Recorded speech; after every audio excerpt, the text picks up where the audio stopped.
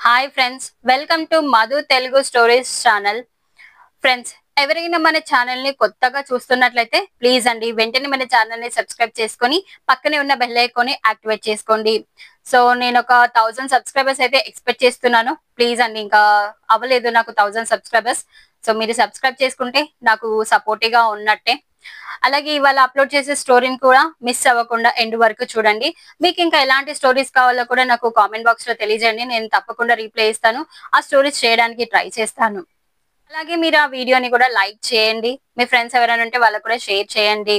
ఇంకా లేట్ చేయకుండా మనం స్టోరీలోకి వెళ్ళిపోతాం. సడన్ గా కారు పక్కన వచ్చి ఆగేసరికి ఆమె పై ప్రాణాలు పైనే పోయినట్లు అనిపించి భయంగా చూసింది. మిస్ మనోజ్ఞ, కారెక్కండి అన్న కృష్ణ మనోహర్ గొంతు వినిపించింది. సార్, మీరిక్కడా అని ఆనందవేగాలతో అడిగింది.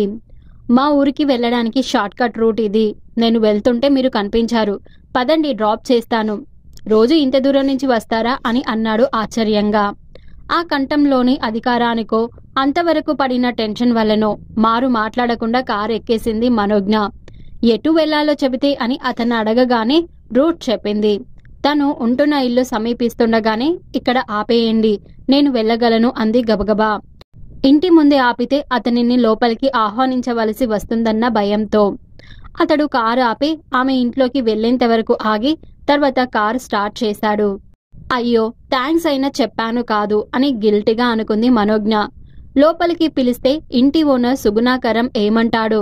అతని భార్య సుమతి మంచితనం వల్ల తానుండగలుగుతుంది, కానీ సుగుణాకరం చూపులు మాటలు నచ్చవు.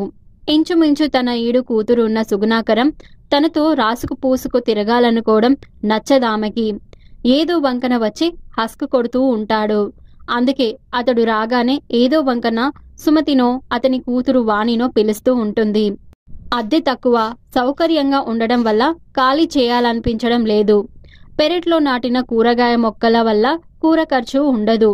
నాకు ఈ కలర్ సూట్ కావడం లేదనో, ఈ డ్రెస్లు లూజ్గా ఉందనో ఏదో వంకన వాణి తన డ్రెస్సులు ఇస్తూ ఉంటుంది. అప్పుడప్పుడు గిఫ్ట్గా కొన్ని డ్రెస్సులు కాక అలా బట్టలకి లోటు ఉండదు.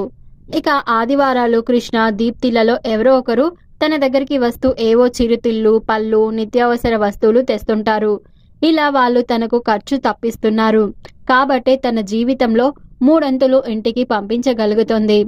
వాళ్ళిద్దరి రుణం తను ఎలా తీర్చుకోగలదు అని ఆలోచిస్తూ ఎప్పటికో నిద్రలోకి జారుకుంది మనోజ్ఞ. పక్షుల కుహు రాగాలకు మెలకువ వచ్చేసింది కృష్ణ మనోహర్కి. లేచి బాల్కనీలోకి వచ్చాడు. సూర్యుడు బద్ధకంగా మంచు తెరలను తొలగిస్తూ వస్తున్నాడేమో. ఇంకా ఎండ లేతగానే ఉంది. కంచె నిండా అల్లిబిల్లిగా అల్లుకున్న కాకరపాదు పూలతో పిందెలతో కనువిందు చేస్తుంది. ఉదయపు ఎండపడి ముద్ద మందారాలు మరింత ఎర్రగా మెరిసిపోతున్నాయి. కృష్ణయ్య, లేచావా అని అంటూ వచ్చింది తల్లి మైథిలి. తల్లి ఒక్కతే కృష్ణయ్య అంటుంది. మిగిలిన వాళ్ళు కృష్ణ, మనోహర్ అని పిలుస్తూ ఉంటారు. బిజినెస్ లోకానికేమో కేకే మనోహర్ గా పరిచయం. క్లోజ్ ఫ్రెండ్స్ మాత్రం మను అంటుంటారు. ముఖం కడుక్కున్నావా? టిఫిన్, కాఫీ రెడీగా ఉన్నాయి అంటూ న్యూస్ పేపర్ అందుకుని కుర్చీలో కూర్చుంది. పొద్దుటే లేచి చకచక పనులు ముగించుకొని తాజాగా విరిసిన పువ్వులా ఉండే తల్లి అంటే ఆమె క్రమశిక్షణలంటే చాలా ఇష్టం అతనికి. వెంటనే వెళ్లి స్నానాదులు ముగించుకొని వచ్చేసరికి వేడి వేడి ఇడ్లీలు, కారపొడి, వేరుశనగ పచ్చడి అతని ముందుంచింది మైథిలి. అమ్మా, నీ చేతిలో ఏ మహత్యముందో గాని ఏ స్టార్ హోటల్ ఇడ్లీలకు ఇంత రుచి ఉండదు అంటూ ఇష్టంగా అతడు తింటుంటే ఆమెకి తృప్తిగా అనిపించింది. అమ్మమ్మ జాడే లేదేంటి? ఎక్కడికైనా వెళ్ళిందా? రాత్రి నేను వచ్చేసరికి లేట్ అయింది కదా, అమ్మమ్మ పడుకొని ఉంటుందేమో అనుకున్నాను అన్నాడు. మన పక్కింటి కాంతికి బాబు పుట్టాడు. కాంతికి తోడుగా హాస్పిటల్లోనే ఉంది. ఎల్లుండి డిశ్చార్జ్ చేస్తారు. ఇక అప్పుడే వస్తుంది అంది మైథిలి కాఫీ అందిస్తూ. అమ్మమ్మ ఓపికకు జోహాలు అర్పించాలి. నేను వెళ్ళేటప్పుడు దారిలోనేగా హాస్పిటల్, అమ్మమ్మని చూసే వెళతాను అన్నాడు మనోహర్ కాఫీ రుచిని ఆస్వాదిస్తూ. తన ఆఫీస్ విషయాలు, ఫ్రెండ్స్ సంగతులు చెబుతూ తల్లికి వంటలో సాయం చేస్తూ ఆమె వెనకే తిరిగాడు.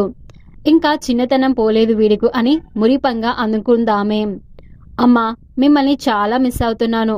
నాతో పాటు వచ్చేయమంటే ఇద్దరూ వినిపించుకోవడం లేదు అన్నాడు బాధగా. 6 అడుగుల ఎత్తు ఎదిగినా ఇంకా 6 ఏళ్ల పిల్లాడిలాగా మాట్లాడితే ఎలారా? ఈ వయసులో నీకు తోడు ఉండాల్సింది మేం కాదు. చక్కటి అమ్మాయిని చూసి 3 ముళ్ళు వేసేయ్, మాకు ఎలాంటి అభ్యంతరము లేదు అందామే. సరేలే, ఈ మధ్యేగా కాస్త నిలదొక్కున్నది, ఇంకా కాస్త టైం కావాలి అన్నాడు.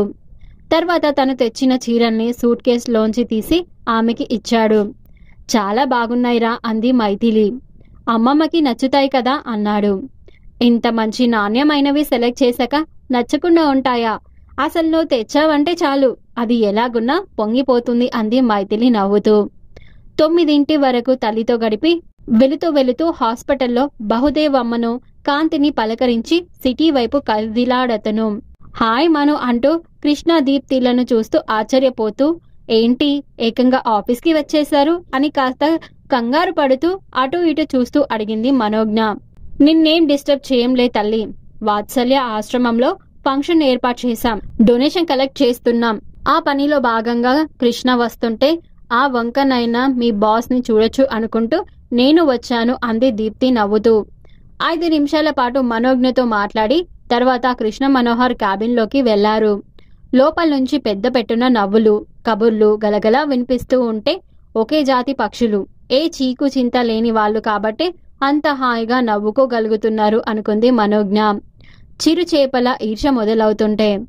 ఇంతలో లోపలికి రమ్మని పిలుపు రాగా వెళ్ళక తప్పలేదు ఆమెకి. దీప్తితో ఎంతో చనువుగా మాట్లాడుతున్న కృష్ణ మనోహర్ని చూడగానే మనోజ్ఞ మనసు ఈర్షతో రగిలిపోయింది. ఏ అమ్మాయితోనూ అంతగా మాట్లాడని అతను దీప్తితో నవ్వుతూ అభిమానంగా ఆరాధనగా చూస్తూ ఎప్పటి నుంచో పరిచయం ఉన్నట్లు మాట్లాడుతుంటే ఒంటికి కారం రాసుకున్నట్లుంది. అంతలోనే వివేకం వెన్ను తట్టడంతో, చా ఇదేంటి, తను దీప్తి మీద ఈర్షపడమేంటి, బుద్ధి లేదు తనకి, లేకుంటే తనని ఎంతో ఆదరించిన దీప్తి సంతోషంగా ఉంటే చూడలేకపోవడం ఎందుకు అనుకుంటూ తనని తానే మందలించుకుంది. అమ్మాయిలు కూడా ఓ పక్క చదువుకుంటూనే ఇంత యాక్టివ్గా సోషల్ సర్వీస్ చేస్తున్నారంటే నిజంగా అభినందనీయం. Well done, keep it up అంటూ కృష్ణ మనోహర్ పొగుడుతుంటే, కేవలం పొగిడి పంపించేస్తారా, సాయం ఏదైనా చేస్తారా, అసలే లెక్కలు అంతా నిక్కచ్చిగా ఉంటాడు అనుకుంది మనోజ్ఞ. మిస్ మనోజ్ఞ, ఈ నెల 15న ఏ ప్రోగ్రామ్స్ ఉన్నా క్యాన్సిల్ చేయండి. ఆ రోజు మొత్తం వాత్సల్యకి అంటే వీళ్ళకి కేటాయిస్తాను. అలాగే అకౌంటెంట్ కి 2 lakhs క్యాష్ తీసుకుని రమ్మనండి అంటూ మిగిలిన పనులు చకచక అతడు చెప్పుకుపోతుంటే శ్రద్ధగా నోట్ చేసుకుంది మనోజ్ఞ. ఆమె చేతిలో పెన్సిల్ చకచక కదులుతుంటే సరదాగా నేర్చుకున్న షార్ట్ హ్యాండ్ మనోజ్ఞకి ఇప్పుడు బాగా యూజ్ అవుతుంది. అందుకే అంటారు, చేతిలో విద్య ఉంటే సముద్రాలు దాటి వెళ్లినా నిశ్చింతగా బతకొచ్చని అనుకుంది దీప్తి. మనోజ్ఞ తన సీట్లోకి వెళ్లి పనిలో నిమగ్నమైంది.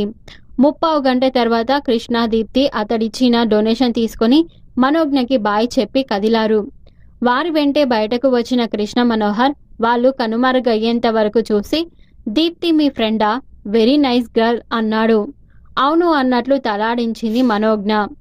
చూస్తుండగానే 15వ తారీఖు రానే వచ్చింది.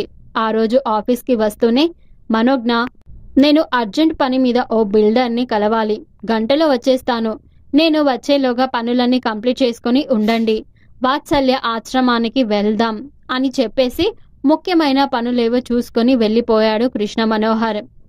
అతనితో కారు ఎక్కడం ఇది 2సారి అవుతుంది. చా, ఇంకొంచెం మంచి డ్రెస్ వేసుకొని రావాల్సింది అనుకుంది మనోజ్ఞ తనని తాను చూసుకుంటూ. తర్వాత పనిలో మునిగింది. గంట తర్వాత కృష్ణ మనోహర్తో కలిసి ఆమె వెళుతుంటే కొందరు ఆశ్చర్యంగా చూసినా మరికొందరు ఎలాగూ పిఏ కదా, అన్ని పనుల్లోనూ తోడుండాల్సిందే అనుకున్నారు. వాళ్ళిద్దరూ ఆశ్రమానికి చేరుకోగానే రివ్వున దీప్తి ఎదురొచ్చింది. ఓ వచ్చేశారా, బిజీ అని చెప్పి రారనుకున్నాను, వచ్చినందుకు థ్యాంక్స్ అంది వికసిత వదనంతో. ఆ ఆనందం తామిద్దరినీ చూసా లేక కృష్ణ మనోహర్ని చూసా అని అనుమానపడింది మనోజ్ఞ. ఏంటి దీప్తి, ఫంక్షన్ భారం అంతా నీ ఒక్కదాని మీదే వేసుకున్నావా, పోయిన వారం కన్నా బాగా చిక్కిపోయా అన్నాడు మనోహర్. అతని మాటల్లో తొణికిన అభిమానం, ఆతృత, ఆరాటం గమనించి ఆశ్చర్యపోయింది మనోజ్ఞ. వీళ్ళు తరచూ కలుసుకుంటున్నారన్నమాట అని అనుకోకుండా ఉండలేకపోయింది. కృష్ణతో కాక దీప్తి వెనుకనే తిరుగుతున్న కృష్ణ మనోహర్ని చూస్తుంటే ఎంత వద్దనుకున్నా ఈర్షగా అనిపించసాగింది మనోజ్ఞకి. కృష్ణ సరే ఒక్కచోట నిలబడకుండా తిరుగుతూ అన్ని పనుల్లోనూ తానే అన్నట్లు ఉండేసరికి చాలా ఒంటరిగా ఫీల్ అయింది మనోజ్ఞ. ఫంక్షన్ ముగిసేసరికి 9 అయిపోయింది. ఎవరి నుంచో ఫోన్ రాగానే బాయ్ చెప్పి వడివడిగా వెళ్ళిపోయాడు కృష్ణ మనోహర్. కృష్ణ, దీప్తి ఇంకా బిజీగానే ఉన్నారు. ఇక్కడి నుండి ఇంటికి వెళ్ళేసరికి ఈజీగా 2 గంటలన్నా పడుతుంది. బస్సులు దొరుకుతాయో లేదో అనుకుంటూ దీప్తి దగ్గరికి వెళ్ళి ఇక నేను వెడతానే అని అంది మనోజ్ఞ. అరెరే సారీనే, పనిలో పడి నీ గురించి మర్చిపోయాను. అయినా ఈ టైంలో ఎలా వెడతాం? మా ఇంటికి వచ్చేసే, నీతో చాలా మాట్లాడాలి అంది దీప్తి. దాంతో ఆమె వెంట వెళ్ళక తప్పలేదు మనోజ్ఞకి. వాళ్ళిద్దరినీ చూస్తూ పలకరింపుగా నవ్వింది హేమ. తా చెడ్డ కోతి వనమెల్లా చెరిచిందని మా దీప్తి నిన్ను ఈ సోషల్ సర్వీస్లోకి లాగేస్తుందా అని అడిగింది మనోజ్ఞని. అదేం లేదులే ఆంటీ. అంకులేరి అని అడిగింది మనోజ్ఞ. నెలకి 20 రోజుల పాటు ఊళ్ళు తిరగడమే సరిపోతుంది ఆయనకి.